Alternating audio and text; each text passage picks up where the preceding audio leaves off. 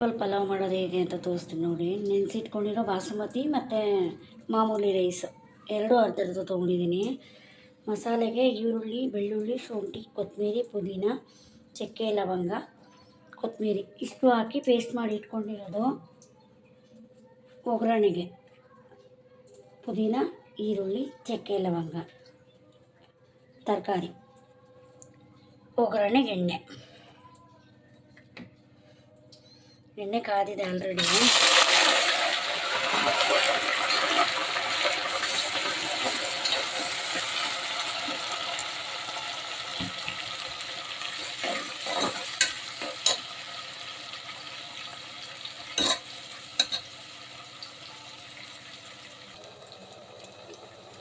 ಈರುಳ್ಳಿ ಒಂದು 5 ನಿಮಿಷ ಫ್ರೈ ಆದಮೇಲೆ ರುಬ್ಬಿಟ್ಕೊಂಡಿರೋ ಮಸಾಲೆ ಹಾಕಬೇಕು.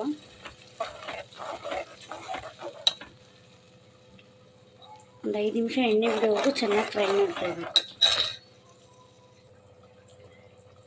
ಇಷ್ಟಾದರೆ ಸಾಕು.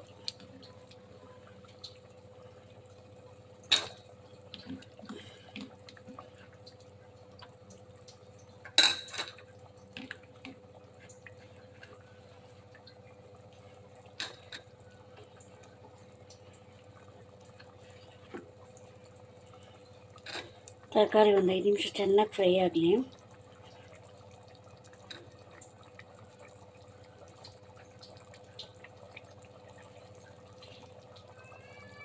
ಉಪ್ಪು ಎಷ್ಟು ಬೇಕೋ ನೋಡ್ಕೊಂಡು ಒಂದು ಸ್ವಲ್ಪ ಹಾಕ್ಕೊಳ್ಳಿ. ಆಮೇಲೆ ಕಮ್ಮಿ ಇದ್ದರೆ ಇನ್ನೊಂದು ಸ್ವಲ್ಪ ಹಾಕ್ಕೊಳ್ಳೋಣ. ಒಂದು ಅರ್ಧ ಸ್ಪೂನಷ್ಟು ಬಿರಿಯಾನಿ ಮಸಾಲ,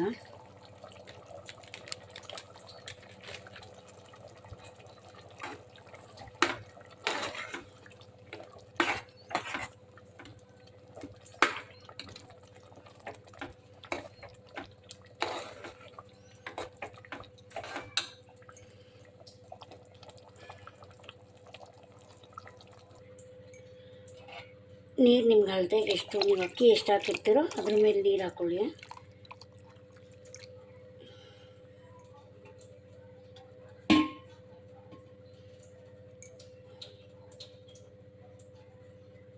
ಒಂದು ಕುದಿ ಬರಲಿ ಇದು.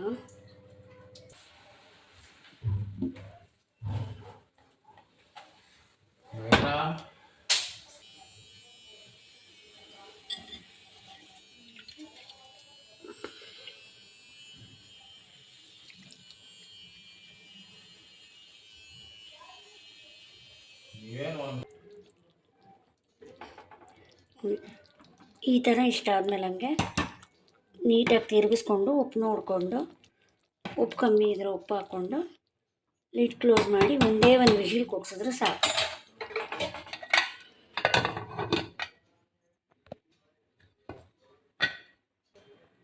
ಲಿಡ್ ಕ್ಲೋಸ್ ಮಾಡಿ ಒಂದು ವಿಷಿಲ್ ಕೂಗ್ಸಿದ್ರೆ ಸಾಕು.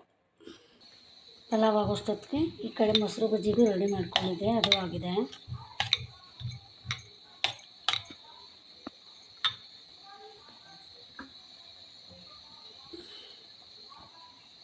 ಮೊಸರು ಬಜ್ಜಿ ರೆಡಿ ಆಯಿತು.